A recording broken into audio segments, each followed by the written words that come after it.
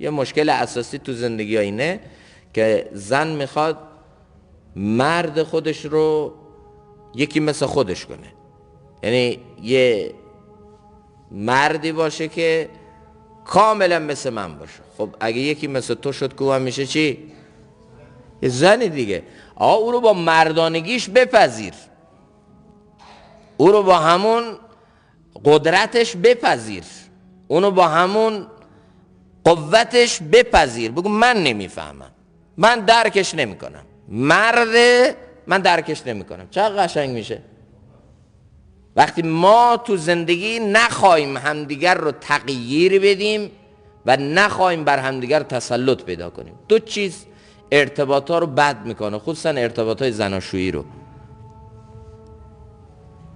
تغییر، تسلط. من از اون توقع دارم اینطوری باشه. کی گفته باید اینطوری باشه؟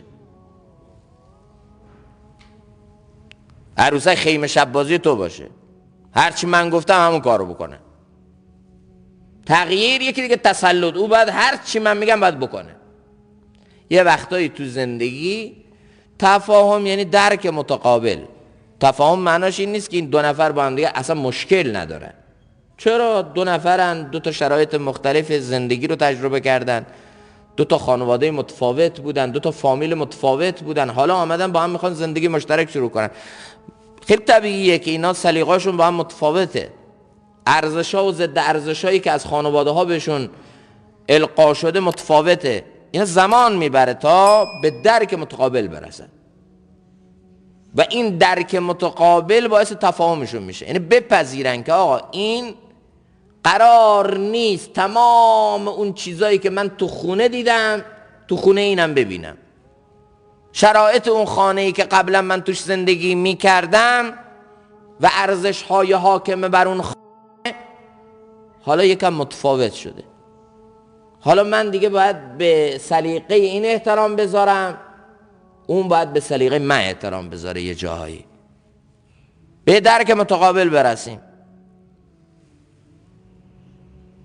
این زندگی رو خوب میکنه، این ارتباطا رو قشنگ میکنه که به سلیقه های همدیگر احترام بذاریم.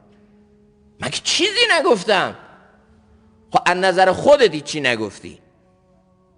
تو فرهنگ شما، تو محاوره شما، تو گفتگوی شما این حرف بار معنایی سنگینی ندارد، ولی همین حرف تو فرهنگ اونها چیه؟ خیلی بار معنایی سنگینی داره. یک کلمه تند و تیزه، غیر قابل تحمله. تو نمیتونی بگی من که چیزی نگفتم. تو به جای اینکه بگی من چیزی نگفتم، بگو من حرفی زدم که تو رو درک نکرده بودم. از نظر تو چون این کلمه سنگین بوده من معذرت میخوام. تمام همه چیز حل میشه. حالا این میخواد اونو بفهمونه، من باید بهش بفهمونم که این کلمه بدی نبود. خب بابا از نظر تو بد نبوده، ولی او با این کلمه آسیب دیده روح و روانش. این کلمه اونو آزرده.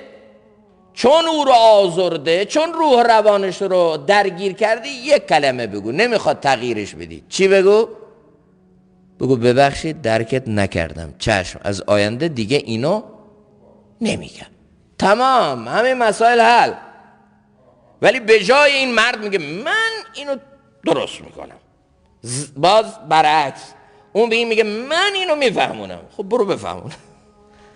بعد میبینی که آقا زدن زندگیشون رو نابود کردن. هی کش و قوس افتاد زندگی توی مدار غلط، از کینه، از عداوت، از بدگمانی. هی این رو این، هی رو این، این رو این، این رو این. آخر میبینی زندگی به یک جایی رسید که 10 تا عاقل هم نمیتونه حل کنه. از کجا شروع شد؟ از یه جایی که یکی از اینا باید تو زندگی کوتاه میامد میگفت چی؟ ها؟ ببخشید. همه چیز حل میشد. ولی این ببخشیم مثل کوهی بود که زندگی رو فدای یک ببخشید کرد.